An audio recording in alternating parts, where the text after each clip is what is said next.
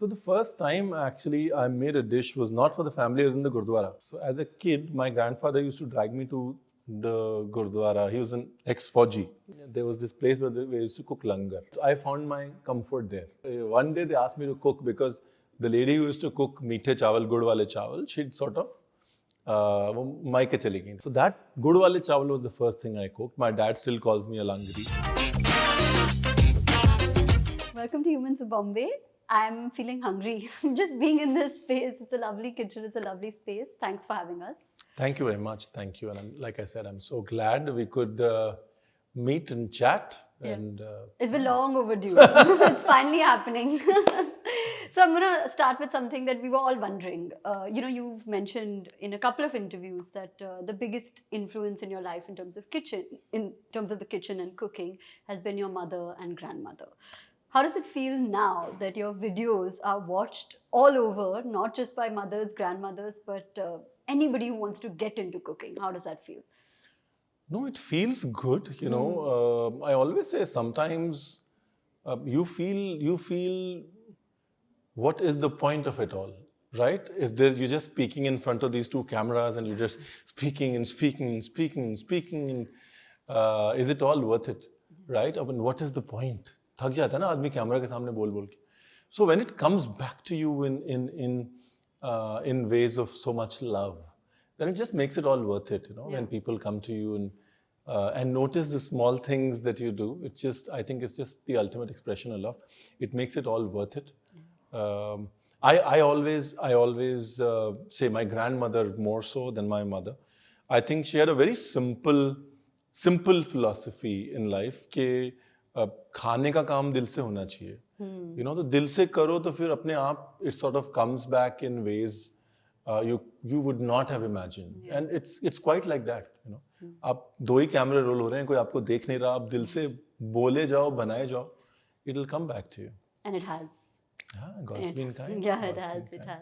It all began in Lucknow, which you mentioned has a very special place in your heart because streets of Lucknow is where you discovered your calling or your passion for what you do today. Can you tell us a little bit about that, about your childhood in this place? Yeah, no, I'm very proud of my small town roots. I think, I always say, you know, small town, छोटे शहर जो आपको एक जज्बा जो देते हैं ना, और एक फाइट जो आपके अंदर देते हैं, वो एक रिबेल जो आपके अंदर जिंदा रखते हैं, वो बड़े टाउन नहीं कर सकते, बड़े शहर नहीं कर सकते. And I think for me, that's what Lucknow stood for. It stood for challenging everything that you saw. It also stood for the time that people have towards the finer things in life, like food, like poetry, like dance, and you know. Whether you like it or not, growing up in a city like Mumbai, you know, you're always a part of a hustle, right? And sometimes I look at my son and I realize that, yes, I mean, if I don't stop running, subconsciously, he's just going to start running with me subconsciously. And small towns, they give you a different kind of hustle, right? They give you the hustle to break away from the rat race rather than be a part of it. Yeah. And I think that is what Lucknow has given me, and I'm so, like I said, I'm so proud of being a small town kid. And दूसरा, I always say there is this big iron, right, which is leveling our cities. All the cultures are sort of becoming a multicultural ensemble, whether it's Bangalore or Mumbai, or you know, all big cities are becoming this leveled multicultural, similar looking, similar energy sort of a vibe. Small towns have a singular culture and a singular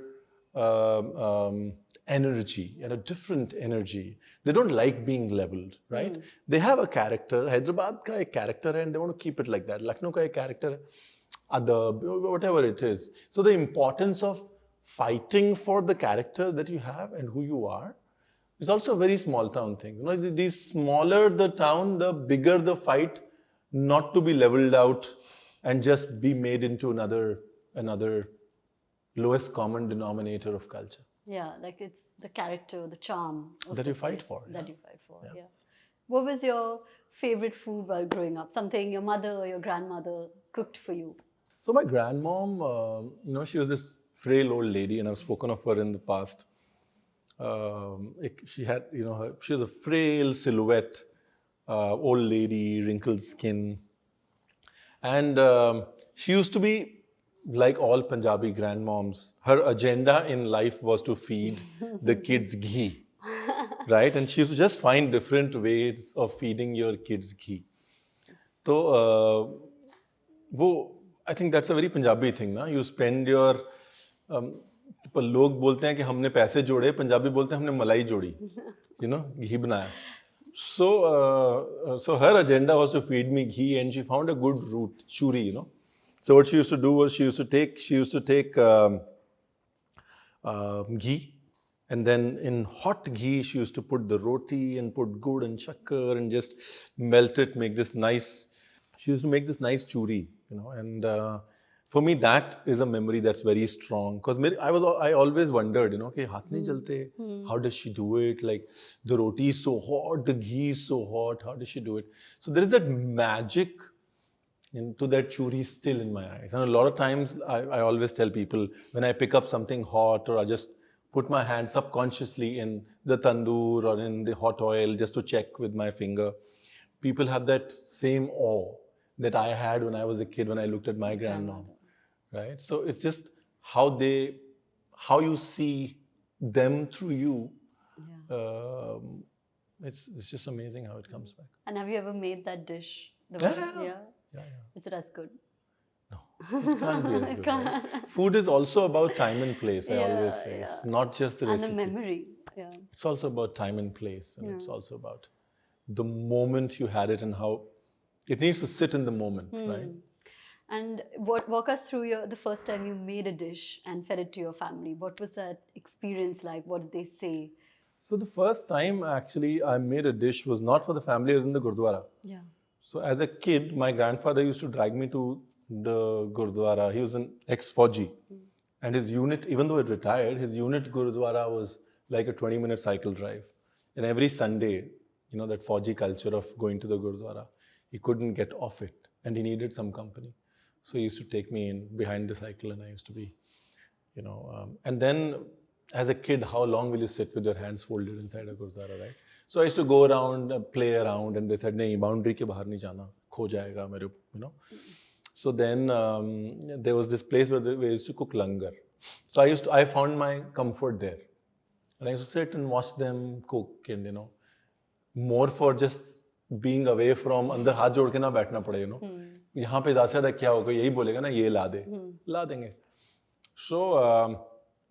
So that's how I got there. But I never cooked. I saw, it was just good fun seeing a lot of action, you in the middle of action, not having to sit inside.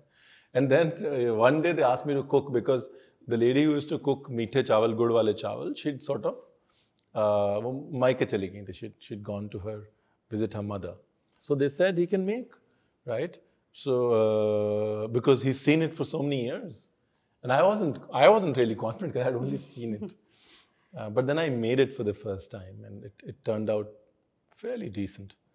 Again, I think it's just the repetitiveness of just seeing it so many times. It's every Sunday for 3 years, 4 years. If you see the same thing being made, it sort of registers in your subconscious.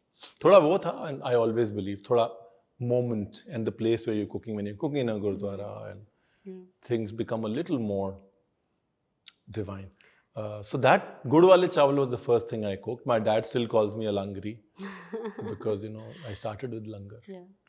Did you continue to cook even after at the Langar? I did. I think till 13, 14, I was very active. Because क्या होता है ना, initially you go there because it's habit. Later you go there because you get greedy. कि ये मांग लेता हूँ. अरे मेरा board आने वाला है, मैं चला जाता हूँ थोड़ा. Let me just continue that. You later become greedy because you want things from God. Yeah. So then later that relationship developed of wanting things. Every Sunday going and asking for, अच्छा अगला exam देख लेना, अच्छा अगला ही देख. And then again, so because you had a familiarity with the people who were cooking rather than the people who were inside, so you eventually आप मत्था take के बाहर ही आ जाते थे और वही उसी में लंगर में ही हेल्प करते थे. So that's how it continued after my grandfather passed away. The connection to the Gurudwara stayed. Uske baad break ho gayi because you were into education, and then it started again in Delhi when we started off with the Taj in 1998 at a salary of 3,612 rupees. And Wow, we were HOMTs, right? Management trainees. So it's supposed to be like, so we used to end up with like no money by the 15th day of the month, and then so I started going back to the Gurudwara. Initially, I used to go there because we had no money, so we used to eat in the Langar, Moti Bagh Gurudwara. That's where I used to stay. I was working in Taj Palace. And then later on, we also started feeling bad कि यार हम लोग chef हैं, free में खाने के लिए बैठ जाते हैं हर महीने. So then I gradually sort of went back to cooking. मैं फिर जाके कभी दाल बना दी, कभी सब्जी बना दी. That was a big Gurudwara, मतलब 1,000-1,200 आदमी का खाना बनता था. But then you'd also grown bigger, and now you were doing this professionally also, so it was easier. That's when I sort of completed the circle. It's very funny you ask me that, because now it's just all coming back. So that's when I connected to this cooking in the Gurudwara and what it really meant to me. And then again, you got busy with your life because you had, and then I moved to the US. And nothing, Gurudwara wasn't really a part of my life. There were other things to do. And then when everything tanked, things weren't doing well for me, my restaurant tanked, really had no money, so I had to go back to eating in the Gurudwara again. So you kept coming back into your life. It's amazing how, because this part I now remember when you speak about it. So in Boston, we had the Gurudwara where, and then again, when I connected on Sundays with the Gurudwara, then मैंने कहा नहीं यार ऐसे नहीं होता, कुछ करना पड़ेगा. So then I started this culture of Sunday Jalebis. And the Jalebis are exotic when you're out of India, right? Yeah. So मैंने कहा नहीं मैं जलेबियाँ बनाऊंगा गुरुद्वारे में. तो आज भी कोई वहाँ पे जब जलेबियाँ बनती हैं तो फ़ोन करते हैं मेरे को. They call me to say आज जलेबी बनी थी. Remember you started the whole jalebi culture in the Gurudwara. Otherwise you used to get those ready-made jalebis which were made 2 days ago. Not so much fun. So then again I started. So yeah, that part I'd forgotten. Then it kept coming back. It kept coming back. And then obviously things have gotten bounced back again, which essentially means time for me to go to the Gurudwara and cook and not wait for things to really go back. Yeah, maybe we should do that before. Yeah, amazing. And what was the decision like when you decided to move from your small town, which you were very, very attached to Delhi? I think you were about 17. No, I wasn't attached to it. You weren't attached. ये सारी चीजें ना, these things are all retrospect. When you are living in that moment, you want to be that big city boy. Yeah. So, these things look very nice when you're speaking of it in the past, and it all sounds very good because now as a 46-year-old, I understand what that brings to me. Correct. To my life, to my value system. At that point in time, you were really proud of the food, but you were dying to make it big in a big city. You were dying to go out there and say, I'm going to prove myself. ऐसा कुछ नहीं था, it'd be wrong if I say that. But yes, I think the thought to move was looking for greener pastures, and I'm just so glad I did, because eventually the foundation had been laid, that whole value system and the way you thought and how your nature of questioning everything, not taking things at face value, and not being afraid to be the odd one in the room, right. Not feeling awkward about, how do I say, about going against the grain. Yeah. But had you by this point told your parents that you want to become a chef? Yeah, no, so they knew of it before I started hotel school. They knew of it after I finished 12th. My dad's, he's a well-accomplished engineer, and I was pretty okay in studies, and so it was just assumed that he'd sort of, because he's decent in studies, he's going to do, how it is in small towns. I mean, if you're in early 90s, if you finished your 12th, then your options were doctor, engineer, or UPSC, or very, very conventional choices you had. But I sort of didn't want to go conventional because I just felt it was just I was being forced to go conventional by a certain system. you were forced to be the product of a factory. Correct. And I did not want to do that. I think whether you call it, I think I just call it valuing myself a little more than that. Okay, I don't want to be a part of a cookie cutter system which makes doctors and engineers. And yeah. But they were comfortable with you becoming a chef when you told them? They weren't. And I think rightfully so. Again, if you're a small town kid, decisions used to be taken like this. Dad's 4 friends would come. One would say, my son is doing this. One would say, my son is doing this. The other person would say, my daughter is doing this. और वो जो 5 पिताजी के दोस्तों की पंचायत होती थी, वहाँ पे आपके फ्यूचर का फैसला हो जाता था. That's how small town decisions work. Yeah, if you live in a joint family, so बुआ, मासी, ये वो सारे बैठ जाते हैं और वहीं पे फैसला हो जाता है. I didn't want it to be like that. Did you have to fight? I mean, you had to prove yourself. They said, yeah, okay, but it's just an infatuation. I don't think, you're too young to really figure out that this is something you want to do. And by the nature of it, cooking seems more like, it's also a good thing to do, but what else will you do? Chalo, khana to banaoge, but karoge kya? Because it's a celebrated profession today. Back in the day, it was, maybe considered not a legitimate... It wasn't considered a profession. Profession at all, yeah. So were there moments of insecurity at that point of time? Of the judgments, कि he's going to become a chef? No. वो तो मेरे को मजा आता है. मेरे को, I don't... That is... I have many insecurities. Being judged is not one of them. And then you moved to Delhi, obviously, and you're working at the Taj. And at 25, you actually became the executive chef, which is very, very young. So what was life in Delhi back then? Can you draw us a little picture? I used to be very driven, yeah. I remember the first 7-8 years of my career, I would not want to be that guy again. I had no life. I would sleep in the office. I remember the first 1.5 years, 2 years actually, I used to wake up at 4, leave at 5, start working at 6, come back at 12, work out till 1, wake up at 4, and that's how I started. And then first 4.5 months, I didn't take a day off. Every day was a working day, and I did not know what I was trying to prove, who I was trying to prove. Now when I look, again, retrospect's a beautiful figure of speech. So, अब मुझे नहीं पता मैं क्यों कर रहा था, but I was just so ambitious, and I would not stop. I just had to beat everybody if they were playing my game, I had to be the best. Yeah. And the only thing I knew was, again, as small town kids, the only thing you know is effort. You do not know strategy, you do not know, only thing you know is boss.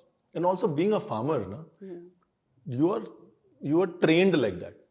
Okay, boss, you have to pick up the shovel and dig if you want something to grow. So I did not know how to strategize my future, how to plan it, and paper पे लिखते हैं priorities क्या हैं, ये है वो है. My thing was very simple. सामने है, बोला आज गड्ढा खोदना है, जब तक खुदेगा नहीं तो लगे रहो.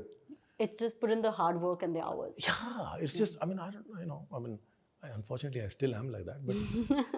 But yeah, so that was me. That was me in the first 2 years. Then when it starts giving results, then you think that's the only way to go, right? Then you're the top of the batch, and you're the first one to get promoted, and you're given the best restaurant. You're like, yeah, so this is the only way to be, right? And then when I became an executive chef, I just pity the people who worked under me. Because I just would not. 18-hour days, sleeping in the office for 2 hours, and then just going to the lockers, taking a shower, wearing a chef coat, coming back, doing that for 4, 5, 6 months in a row. That's who I was then. I remember, and again, very, very I want what I want sort of a guy. And so I used to leave my apron folded up on my kitchen counter, and that sort of was the thing that chef is here when I'd become an executive chef at 25. And everybody used to be like, oh, chef is here. Huh? And one day I just forgot, I used to take my apron, and when the apron was gone, chef's gone. Even if you didn't see the chef in the kitchen, he's in meeting, doesn't really matter. The apron's here, chef's here. So that's how it worked. And unfortunately, most commercial kitchens are still run by fear. So one day I just forgot to take the apron back. And also I decided I bought a new car. So I left my bike in the hotel. I had a Bullet. And then I decided to go in the car. So people saw the apron, they saw the bike, and said, he must be here somewhere. And the morning shift didn't go home. The evening shift didn't go home. The night shift. I came back next morning, I saw every station had like 3 people. I'm like, what? So I was like, what is going on? Like, is there a special party? Koi bada event nahi hai, kuch nahi hai. So I said, kya ho gaya? Kyun? Sab log, why is everybody here? I said, no, nothing. Much later, they told me that we actually thought you were still. So that is the kind of guy I was. Yeah. When I was 25 and I wanted to sort of get it all. And that was Ranveer then. And then eventually, I think, if you don't slow down, then life sort of says, slow down. And that's what happened when I went to Boston. Things didn't work out as they were. And I had to slow down, step back and regroup. Yeah. But things that I genuinely take back from that time are that if you don't give your best to the present moment, you can never succeed. Whatever it is. Yeah. Whatever it is. I think I still would not strategize and plan at the expense of rights now. Yeah. Right? I think rights now is the most important part. You don't have to be so aggressive and so sort of crazy. And what were some of the challenges that you faced initially during this time in Delhi? What were some of the challenges? पैसे खत्म हो जाते थे और तो कुछ. Otherwise, it was all good. Otherwise, it was all good. I think, ours was a tough industry back in the day. Yeah. To learn, there was no internet. Right. To learn, you were dependent on people and what they taught you. And people came with their temperaments, they came with their moods, they came with, so you had to deal with it. And that was I think that sort of also taught me genuinely on how to deal with people. Yeah. It's like making a sales pitch, right? Saying, why will the other person teach you this? Yeah. And there are a few friends of mine, and they say it's like selling income tax. Saying, why will I pay income tax? Yeah. Right? Yeah. You can't just say, because you have to pay income tax, you pay income tax. What if somebody says, why will I teach you? Yeah. You got to be ready and you got to put in the effort. So that was you learn how to sort of put in that sales pitch to pick up work. And it comes across that you were insanely driven and dynamic while this phase was happening. You even started a restaurant in Goa. Did entrepreneurship come to you naturally, or is it something that, again, you just went, put in the hard work, hustled, and got through that? No, so the Goa restaurant was at the Taj. So I was still working with the Taj when that happened. My entrepreneurship journey started when I moved to the US. Yeah. In 2004, 2005. It did not come to me naturally. Okay. No, it did not. I think, you're an artist and a professional first. And when you've been an artist and a professional for a really long time, entrepreneurship isn't the easiest transition, right? Walk us through the US peg, where you went. What was the thought process? Did you want to, were you bitten by the ambition bug? Now I want to go to the US, make it there, and do all of this. Yeah, I think what I felt was, whatever you were doing in India was great. You were an executive chef in a 5-star hotel. You were looking at multiple hotel kitchens and all that. But you started off with a certain relationship to food, which was cooking it yourself. I wasn't getting to cook it enough. And that's why I thought, let me just go back to a restaurant, running a restaurant, because then you can sort of cook it yourself. Then you can understand, go back to understanding food with the whole touching, moving and inspiring bit. And that's what I did. I said, let's go back to a restaurant. So I partnered in a small restaurant. We said, we're going to set it up. I was just happy that I was cooking again. And that was the motivation to go to the US. And the restaurant did well initially, then the recession set in. When you open a restaurant, you just can't email and get things done. You've got to be a lot more hands-on. I had to make that transition. It took me some time to make that transition. Also, you were cooking for a different culture with a different background, and so for me there was a huge learning. It was a learning that I was not ready for, right? And so I did not really adapt well to it in the first couple of years till it actually got till I actually realized that I wasn't probably as good as I thought I was, right? And I need to step back, stop, understand who I am and what my food is and what is it that I really want to say with my food. What do I stand for? And answer those basic questions for myself rather than take pride in the fact that whatever I do really well. I think, so that took me some time. That took me some time to really understand who I was. In the end, it sort of worked out. We have 6 odd restaurants again in the US and they're doing all right. But more than that, I think that switch to entrepreneurship happens when you are when you have the courage to, to rub everything off the board and say, doesn't really matter about yesterday. I'm willing to start again, all over again. Was it a difficult time to cope with this? Because now again you're looking at it in hindsight that that maybe I'm not as good, or the fact that the restaurant shut down. You mentioned in one interview that you were almost homeless. So very, very serious things to be dealing with at the young age, right? In your 20s. What was it like back then? How did you cope? How did you give yourself hope? See, I think it's just the human psychology is first thing you do is denial. Yeah. Right? First you deny it, like it can't be happening to me, like it cannot be happening to me. When you're done and tired with the denial bit, then, then the acceptance sets in to say, hey, you know what? It is happening to me and, there are things that need to change. And the third then is the change, right? When you really make those changes and make the difference. So I went through the entire circle. I think I denied for the longest time. That part took a lot of my energy, so I denied for the longest. It can't be happening to me. I mean, I was one of the youngest and the best in India. And so I think that whole circle of denial, acceptance, and change is what I how it broke down for me in it. It was, of course, it's difficult. I think accepting the fact that you're not as good as you thought you were, and that you based your entire life on this, and that's all you've done all your life. You've not taken days off, and you've worked for 18, 19, 20 hours a day, and then to accept the fact that you're not as good as you think you are, that for me was the toughest part. Because then you have to really go back and ask yourself a lot of tough questions. That was tough. Yeah. That was tough. Sometimes it's lack of belief, self-doubt, doubting your values in the first place. And that's when you need to surround yourself. I often say, I was in some conference the other day, and the journalist there asked me, saying, what do you think allows people to bounce back? Is it the IQ or the EQ? My answer was, and I'd never said it before, but my answer was PQ. It's the people quotient. It's actually the people you surround yourself with who sort of make you believe that it's all right, and you're not as bad as you think either. Yeah. You're somewhere in the middle, but then there are these opportunities and they believe in you. I think that is what really worked for me. So what was your PQ?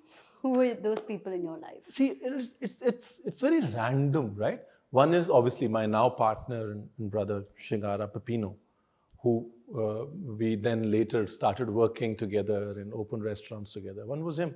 The other was just random chefs who I'd sort of worked with somewhere, or, one chef one day calls me and, chef, I'm heading the raffles in Singapore, and you gave me my first break in the industry 8 years ago. You don't even know that guy.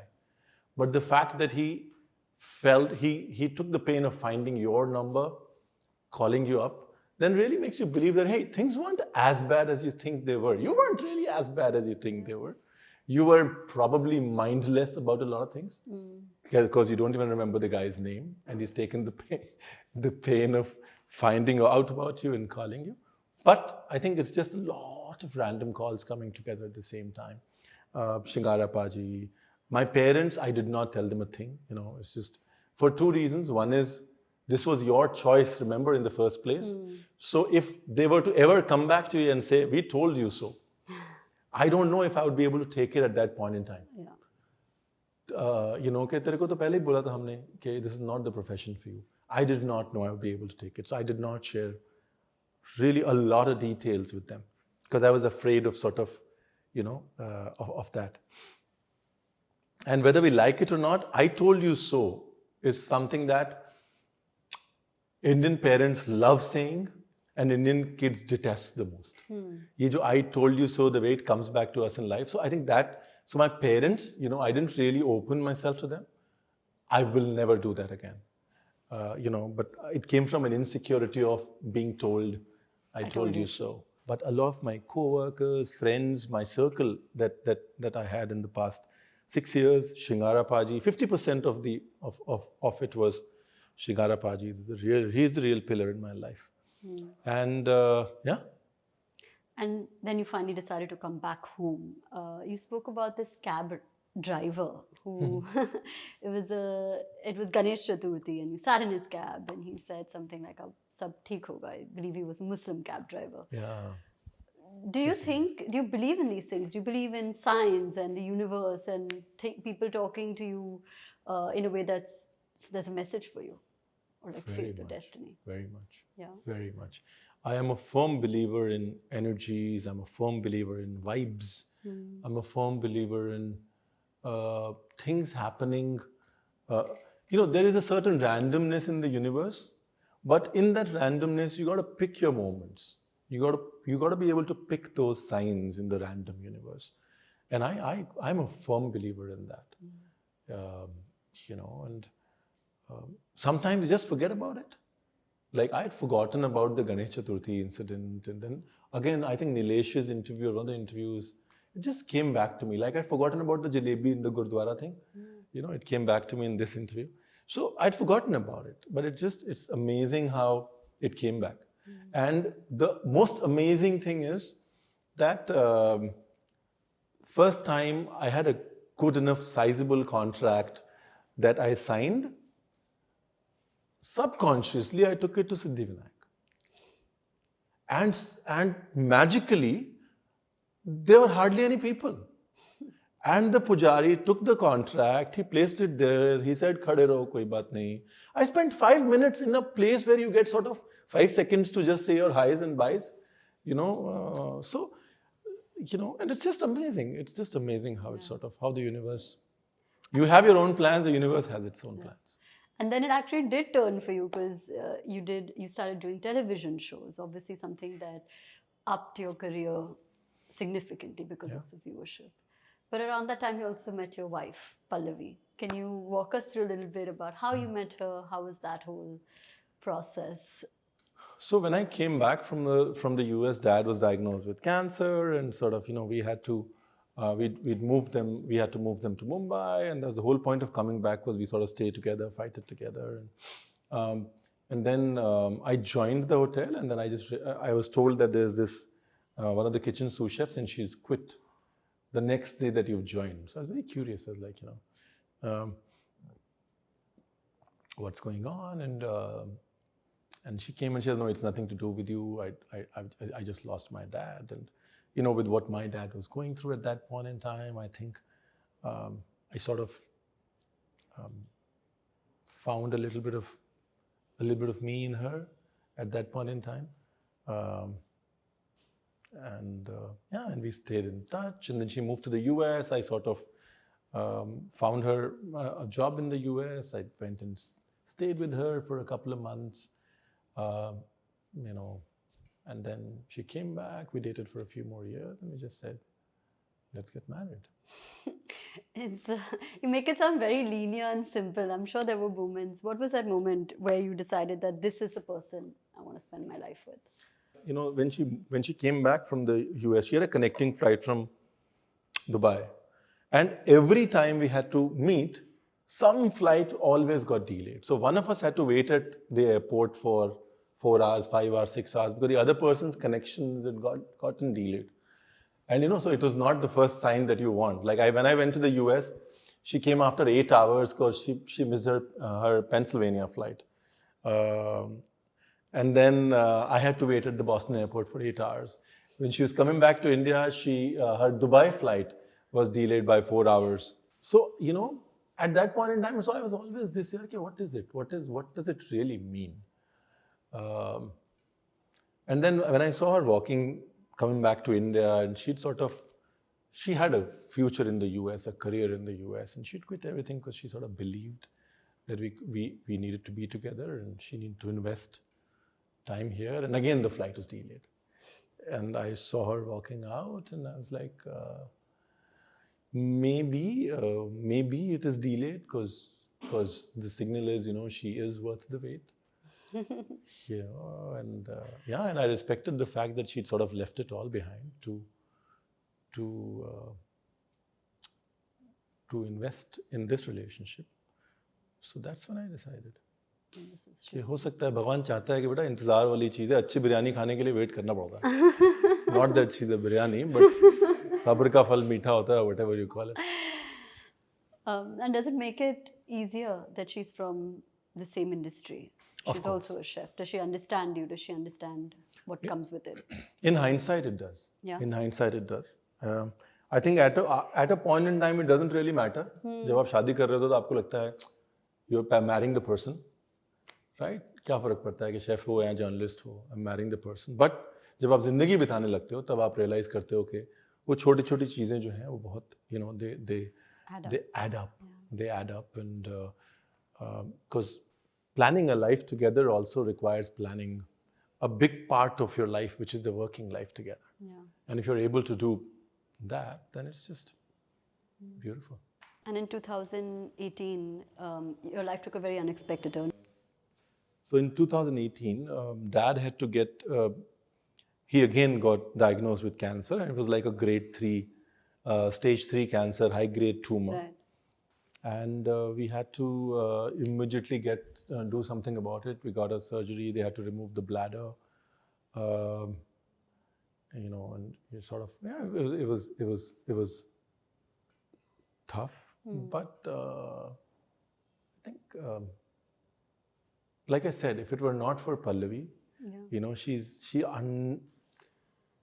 Pallavi's sort of life is really made her strong. She's lost both her parents, and mom when she was very early, and so she comes from a place of, one, I understand your pain. 2, just sulking is not enough. Get up and do something about it. So I think it was her and that drive that allowed us to really take quick action, decide. Touch wood, he's all right now. He's had a lot of complications post that. We had a very troubled COVID where the doctors said it's a 10% chance of him making it. But more than us, he's a fighter. It's just that old school. I won't give up. I won't give up. Wow. Attitude. Yeah. He's like that. Which is sometimes you hate it because he just doesn't stop arguing when you're at home. But then when it comes to bigger things in life, he doesn't give up either. Yeah. And that's what matters at that point in time. मतलब जिद हो तो फिर पूरी हो. Yeah. है ना? लड़ने की भी जिद हो और जीने की भी जिद हो. And how was fatherhood for you? Speaking of your father, how was fatherhood for you? Did it change things drastically? Did you start taking more of a step back from the career front? The problem is most of us want to be better fathers than our fathers. Right? But we don't know how. We always say, as a kid growing up, this is how my dad was. I'm going to be a better dad than my dad. But we have no clue how. Right? And we sort of sometimes we make those decisions that are subconscious and that are very anti how we grew up. Yeah. So for me, the first part of fatherhood was to first realize that, hey, you know what? Just because you grew up a certain way, you're not going to do everything which is opposite to that because you want to be a different dad than your dad. That premise is wrong. 2-2.5 साल तो मेरे को यही समझने में लगे.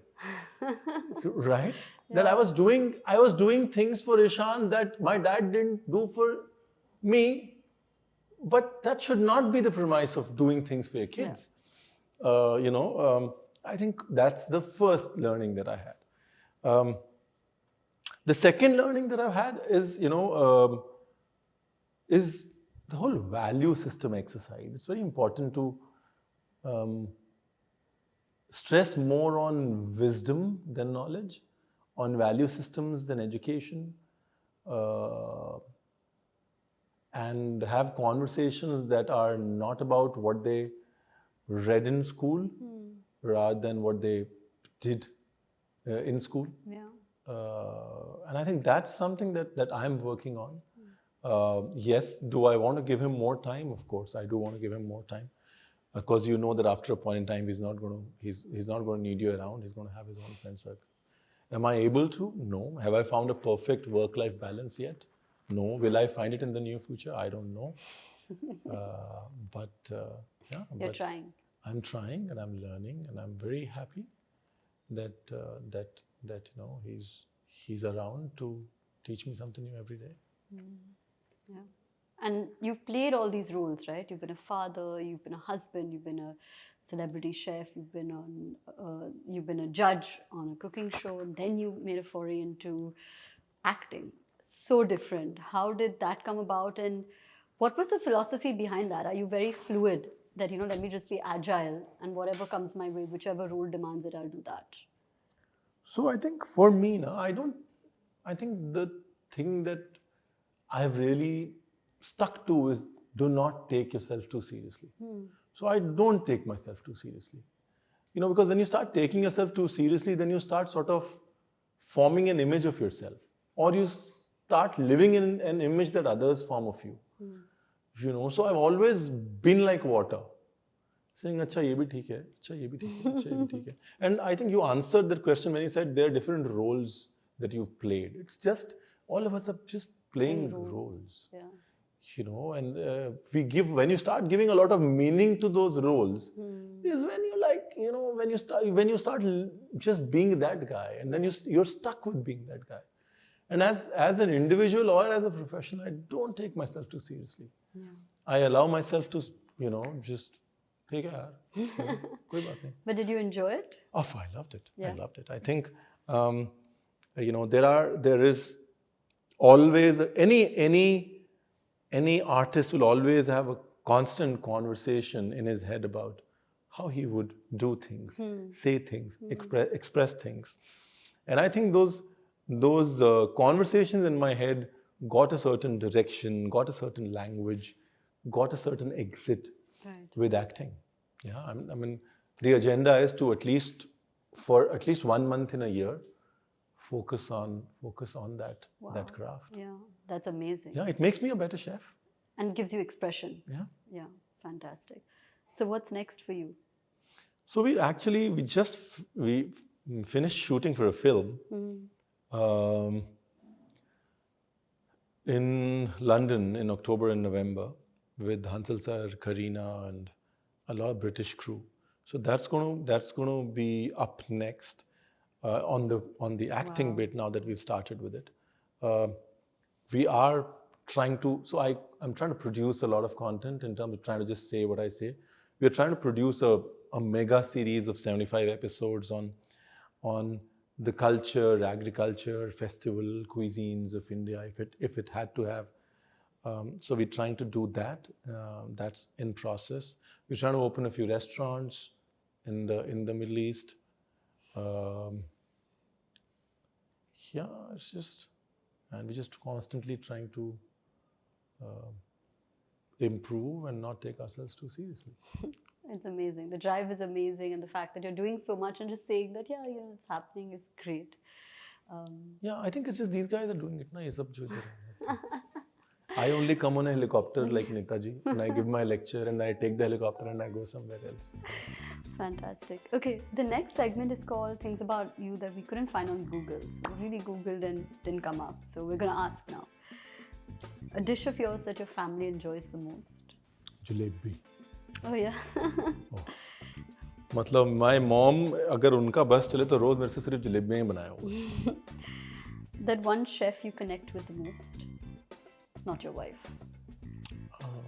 I think Vikku. I think Vikas. Your favorite holiday destination? The Laplands in Finland. One ingredient that you can't do without? Dhania. Oh, to khair, that's Googleable. Your biggest fear? My biggest fear is losing my sense of taste. that's like, I don't know what I'll do then. How do you spend your spare time, if you have any? I spend my spare time writing. I write poetry. I spend my spare time doing photography. Yeah, or just editing pictures. Just like I like to write and click. I used to do a lot of videography, but then I just realized that it's just, a picture is like really worth 1,000 words. So I just did a little bit of training, gotten into consciously make an effort not to roll the video, but to shoot a picture and look for that moment. Yeah. So the most expensive and my most dearest possession is not the watch, not the car. It is my Leica. And that's, वो बोलते हैं ना हर एक का एक शौक होता है, allowed होता है हर एक को एक शौक. So for me it is spending on photography gear. Wow. Okay. Who's the better cook, you or your wife? My wife. Can we do a series of this or that? Kebabs or butter chicken? Kebabs. Street food Lucknow over Delhi, any day. Street food or gourmet? Street food, any day. Rajma chawal or dal chawal, your comfort food? Dal chawal. Lucknow or Mumbai? Chai and pakoras or jalebi in the rain? Chai and pakoras. Yeah. मेरे को sugar, I'm consciously trying to stay off it, otherwise the answer would have been jalebi. Fantastic. Okay, so we're going to now show you a photo and you have to tell us what was going on. This is serious business, yeah? In the back is so much research. So this is Diwali morning, I think. This is Diwali morning and we were trying to make Dad smile and this is the maximum that he will smile. That's what's going on. This is honeymoon. Oh, this was your honeymoon. Where was it? No, this is not honeymoon. अभी मतलब ये वही हो जाएगा कि देखो कितना काम करते दोनों. We were shooting for a show, so I took Pallavi along. Yeah. And this was the little bit of a time that we got between shoots. This is me narrating one of the anecdotes about Vikas, about his pronunciation of the English language, the Punjabi-fied pronunciation. Fantastic. Okay, we have last questions. If you could go back in time to the 13-year-old you who just made his first dish, what advice would you give him? मैं तो सीख के आऊँगा, मैं क्यों advice दूँ उसको? So I think it's just all of us have a lot to learn from our, that over years we not just accumulate experience, right? But we also accumulate a lot of fears, a lot of insecurities, a lot of reservations, and it's just good to go back and sort of see that fearless you and bring that back a little bit. Yeah. कोई डर नहीं होता ना. There's no fear of loss. ज़्यादा से ज़्यादा क्या हो जाएगा? And what advice would you give to the youth who are watching, who want to make it, want to become something? I think there is no shortcut to putting an effort. That's what I still feel. We just exposed to so much in terms of information. That's easy to strategize, plan, watch 50 motivational videos morning to night. But the point where you have to get up and do it and really be in it is the only point that matters. Yeah. In hum log ki language mein, in the whole, you can do entire pre-prod and spend months and then you sit on the edits for months. But the point when you were shooting, if you were not present, you really can't really do anything about it. I think it's that to be able to put everything aside and believe in the fact that the moment that you're in requires your presence and maximum effort. I think that's the only thing I'd say in whatever you do. That's very good advice. Yeah. Thank you so much and good luck for everything that you're building, and I'm sure it's going to go amazing as always. Thank you very much, and I thank you for the great work that you're doing. I think it's not about our stories. It's about how you're creating a platform that channelizes our stories to create many more stories that are exponentially bigger than ours. The seeds that you're planting through these conversations, when they grow into trees and hopefully forests. I think that's the exciting part, and we're doing a great job. Thank you so much. Thank you. If you like this episode, don't forget to subscribe to our channel and hit that bell icon. Thank you all for being the best community, and I'll see you soon.